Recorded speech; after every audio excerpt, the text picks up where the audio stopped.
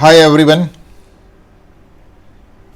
myself Raju Vyas from Mumbai, teaching accountancy since last 40 years. I have already given to you investment accounts part 1, part 2 earlier. I hope you have gone through. Now this is part 3 in continuation with part 2. In this video, इस video में हम आपको ये दिखाने जा रहे हैं कि जब स्टूडेंट एक प्रॉब्लम सॉल्व करता है, इन्वेस्टमेंट अकाउंट का क्वेश्चन जब सॉल्व करेगा तो उसको बोला जाएगा कि प्रिपेयर इन्वेस्टमेंट अकाउंट। तो पहले मैं आपको एक लोअर लेवल का इन्वेस्टमेंट का लेजर बना के दिखा रहा हूं इधर छोटा सा, और फिर मैं आपको दिखाऊंगा कि एग्जामिनेशन के अंदर आपको किस तरीके से ड्रॉ करना है, कौन से कॉलम्स ड्रॉ करना है और कैसे लिखना है। सबसे पहली बात यह है कि इन्वेस्टमेंट एसेट है, और कोई भी एसेट, जैसे आप सब जानते हो कि all assets always show debit balance and naturally all liabilities show credit balance. तो अगर इन्वेस्टमेंट में आपको कोई ओपनिंग बैलेंस अगर दिया गया है तो या तो आप लिखिए टू बैलेंस ब्रॉट डाउन, या तो आप लिख सकते हो टू, क्या लिख सकते हो, टू ओपनिंग बैलेंस। ओके, मतलब इतना इन्वेस्टमेंट आपके पास पहले से है, हो सकता है पिछले साल या आगे आपने खरीद के रखा है। This is what you already have. बाद में क्वेश्चन के अंदर आप जानते हो कि वो लोग परचेसेस, मतलब इन्वेस्टमेंट परचेस्ड और इन्वेस्टमेंट सोल्ड, ट्रांजैक्शंस यही रहेंगे कि आपने अलग अलग डेट्स पर क्या इन्वेस्टमेंट खरीदा, कितने में खरीदा यानी कि कॉस्ट, और बेचा तो कितने में बेचा। आप देख सकते हो बिल्कुल आपके सामने पहला जो एंट्री है इन्वेस्टमेंट परचेस्ड का, जिसमें इन्वेस्टमेंट्स अकाउंट डेबिट टू, क्या लिखा है, टू कैश और बैंक अकाउंट। अगर उसको मैं पोस्ट करता हूं तो पोस्टिंग क्या आएगा, इन्वेस्टमेंट अकाउंट के डेबिट साइड में, बराबर, इन्वेस्टमेंट अकाउंट के डेबिट साइड में टू बैंक आएगा। सो याद रहे, जब भी क्वेश्चन सॉल्व करो और परचेस आया तो you will write to bank, और अगर मान लो आपको इन्वेस्टमेंट सोल्ड आया तो नेचुरली एंट्री बिल्कुल उल्टा है, cash comes in, investment goes out. That is why investment account has been credited. तो अगर आप परचेस करते हो, ओके, तो आपको डेबिट में पोस्टिंग करना है, और अगर आप सेल करते हो, ओके, तो आपको ये पोस्टिंग जो है, हाँ, ये क्रेडिट में करना होगा। Naturally investment goes out lower level पर, हाँ, वी से इन दैट फैशन। अब होगा क्या कि अगर आप इन्वेस्टमेंट सेल करते हो, आपने अगर मेरा पार्ट 2 देखा है, तो कभी भी इन्वेस्टमेंट जब अपन बेचते हैं तो उसमें प्रॉफिट या लॉस होता है, which we are supposed to transfer to profit and loss account. Depends, maybe you are in profit, maybe you are in a loss at the time of sale. तो कैसा होता है कि अगर आपने लॉस किया है, okay, in case you have made a loss, then you have to write by profit and loss account, that is a loss on sale. by PL का मतलब ये क्रेडिट साइड में से प्रॉफिट एंड लॉस अकाउंट के debit side में चला जाएगा, और सब जानते हैं कि losses has to be shown in profit and loss account on the debit side. अच्छा, इन केस प्रॉफिट है, फाइन, बेचते समय अगर आपको प्रॉफिट है तो आपको लिखना है to profit and loss account, bracket में प्रॉफिट ऑन सेल। तो यहां डेबिट में से, बराबर, यहां डेबिट में से ये प्रॉफिट ट्रांसफर हो जाएगा प्रॉफिट एंड लॉस अकाउंट के क्रेडिट साइड में, और सीधी सी बात है, प्रॉफिट है तो it has to go on the credit side. तो परचेस करते हो तो टू बैंक, बेचते हो तो बाय बैंक, और बेचने के समय जो भी प्रॉफिट लॉस हुआ is to be transferred to profit and loss account. बाद में आप इसको लास्ट में, बराबर है, इसको बैलेंस करते हो। ये हो गया क्लोजिंग बैलेंस, ये आपको डिफरेंस पर से आएगा। क्लोजिंग बैलेंस का मतलब ये हुआ कि साल के आखिर में आपके पास कितना इन्वेस्टमेंट बच गया या बैलेंस रह गया। तो क्या इन्वेस्टमेंट था आपके पास, ये ओपनिंग बैलेंस, परचेस, उसमें से आपने कुछ बेच दिया और बाकी जो बचा वो लास्ट में बैलेंस करके आपको दिखता है। ये जो लेजर मैंने बताया ये आपको लोअर लेवल पर, at a very low level I have shown 11th-12th level का लेजर। लेकिन जब स्टूडेंट एक्चुअली प्रॉब्लम सॉल्व करेगा TY/BCom या ग्रेजुएशन लेवल पर, तो वैसा लेजर नहीं बनेगा जो आपको मैंने आगे पेज पे दिखाया। आपको इस तरीके से जो अभी फॉर्मेट आपके सामने है वही मैं एक्सप्लेन करने जा रहा हूं। इस तरीके से आपको ड्रॉ करना होगा किसी भी फुल क्वेश्चन सॉल्व करते समय। ऊपर लिखा है इन द बुक्स ऑफ, उधर आपके कंपनी का नाम आ जाएगा। इन्वेस्टमेंट अकाउंट, ये डेबिट क्रेडिट लिखना आप तो जानते ही हो ग्रेजुएशन लेवल पर। इन्वेस्टमेंट अकाउंट फिर इधर ब्रैकेट में हम लोग लिखते हैं कि investment in shares, investment in debentures, government securities, government bonds, जो भी है, whatever we have to show it in the bracket over here.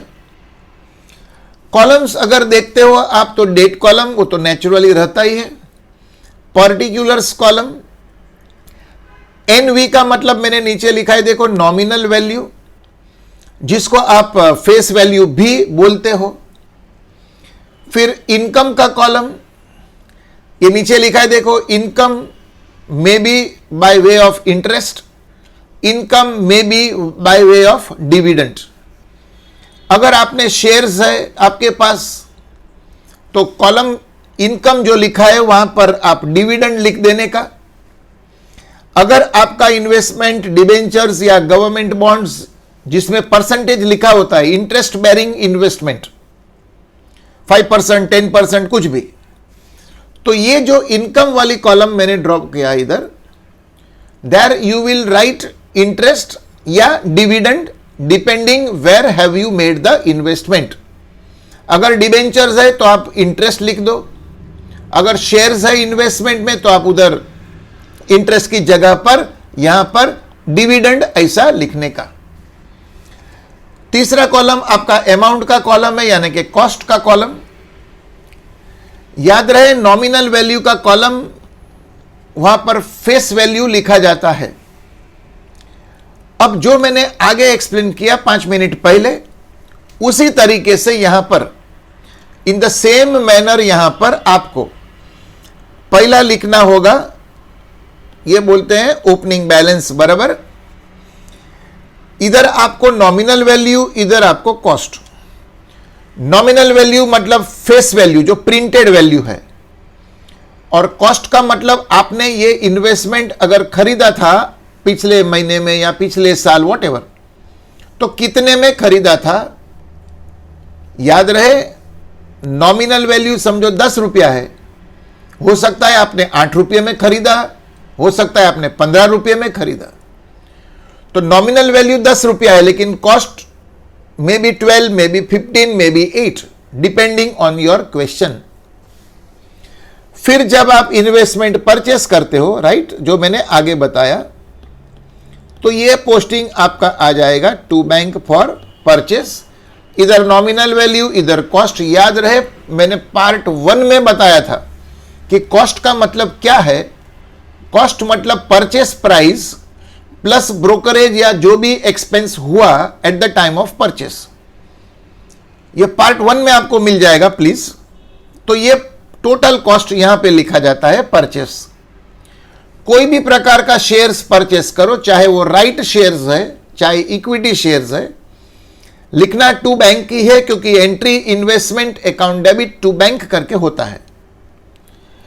अगर आपने सेल कर दिया, जो मैंने आगे आपको दिखा दिया ऑलरेडी, तो here you will write by bank account and in bracket sale, यहां पर नॉमिनल वैल्यू और यहां पर कितने में बेचा, you sold it for how much, और वहां पे जैसे ही वर्किंग में जाके प्लीज माय लैंग्वेज, वर्किंग में जाके आपको प्रॉफिट लॉस निकालना है।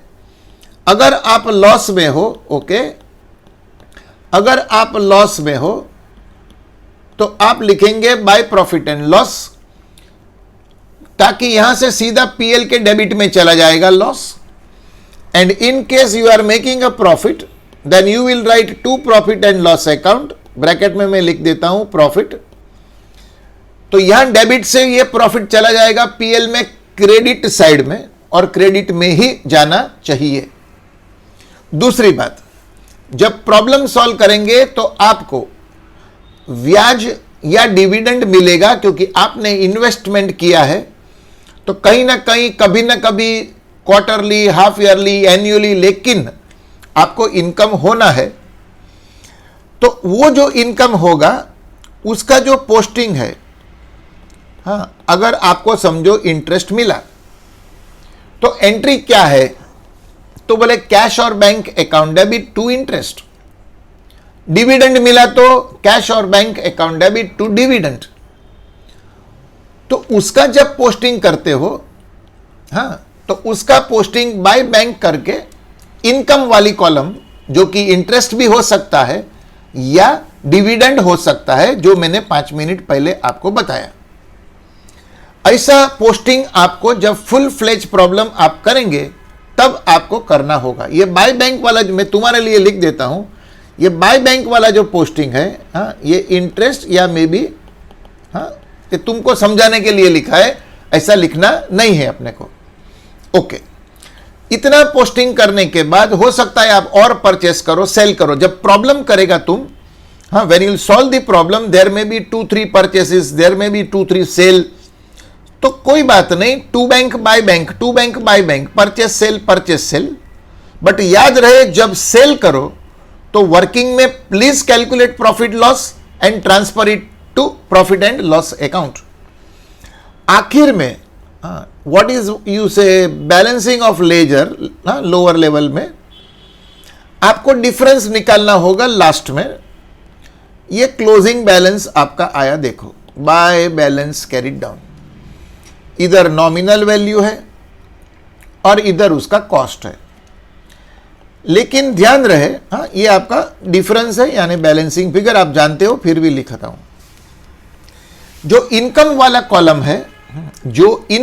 कॉलम है, उसमें डिफरेंस आपको यहां आएगा, जरा स्क्रीन पर देख लो, हाँ, और ये डिफरेंस, हाँ, क्योंकि आपका क्रेडिट ज्यादा होगा, तो ये जो इनकम कॉलम का डिफरेंस आएगा, that you are suppose to transfer to profit and loss account. इधर आपको ये डिफरेंस डेबिट साइड में से क्रेडिट साइड में चला जाएगा, प्रॉफिट एंड लॉस अकाउंट के, एज इंटरेस्ट रिसीव्ड, या may be dividend received. Income है, माइंड यू, तो ध्यान रहे, इनकम यानी इंटरेस्ट या डिविडेंड कॉलम का difference you are supposed to transfer to profit and loss account। और इन्वेस्टमेंट का जो आपने देखा नीचे, closing balance, by balance carried down, ये जो अभी मैं दिखा रहा हूं डिफरेंस होता है, ये कॉस्ट होता है, that is your actually cost. लेकिन कई बार क्वेश्चन के अंदर नीचे इंफॉर्मेशन में इन्वेस्टमेंट का मार्केट प्राइस दिया जाता है, तो रूल के हिसाब से अपन जो स्टॉक में भी यही बात बोलते हैं, क्लोजिंग स्टॉक में, कि कॉस्ट प्राइस या मार्केट प्राइस जो कम है, which ever is less, lower, उसको यहां लिखना चाहिए। ये जो मैं रेड आपको दिखा रहा हूं मार्किंग, तो अगर मार्केट प्राइस प्रॉब्लम में दिया है तो देखने का कि मार्केट प्राइस कम है, तो यहां पर मार्केट प्राइस लिखने का, और अगर आपका ये कॉस्ट कम है तो फिर रहने देने का, let it remain over year. So whichever is less, that we are supposed to write over here. यहां पर अगर मार्केट प्राइस कम है तो आपको थोड़ा डिफरेंस भी आएगा, which is to be transferred to profit and loss account once again. लेकिन यह बात आपको तभी ही पता चलेगी, जो मैं अभी लास्ट में बोला, जब आपको एक्चुअल प्रॉब्लम सॉल्व करने का चांस मिलेगा तब. तो इस वीडियो में ज्यादा न बोलते हुए आपको मैंने फॉर्मेट दे दिया है. अब अगला पार्ट नंबर 4 जब मैं करूंगा तो आपको प्रैक्टिकली एक प्रॉब्लम लेके सॉल्व करके दिखाऊंगा, और उसमें मुझे कम इंटरेस्ट, एक्स इंटरेस्ट वाला पॉइंट भी आपको क्लियर करवाना है. इसको खाली फॉर्मेट आप अपनी नोटबुक में पॉज करके लिख लीजिएगा, क्योंकि कोई भी इन्वेस्टमेंट का प्रॉब्लम में इतना ही बनने वाला है: ओपनिंग बैलेंस, परचेस और सेल, और इंटरेस्ट मिला या डिविडेंड मिला, डिपेंडिंग ऑन द क्वेश्चन. लेकिन आपको प्रॉफिट लॉस कैलकुलेट करना होता है, जो पार्ट 2 मैंने जो वीडियो आपको दिखाया, पार्ट 2 उसमें मिल जाएगा. So I hope you have watched the video up to the end. Kindly subscribe and like my video. उससे हमको थोड़ा प्रोत्साहन मिलता है, encouragement we get and nothing else. Thank you for watching the video and wait for part 4 to come. That's all for today. See you everyone. Bye.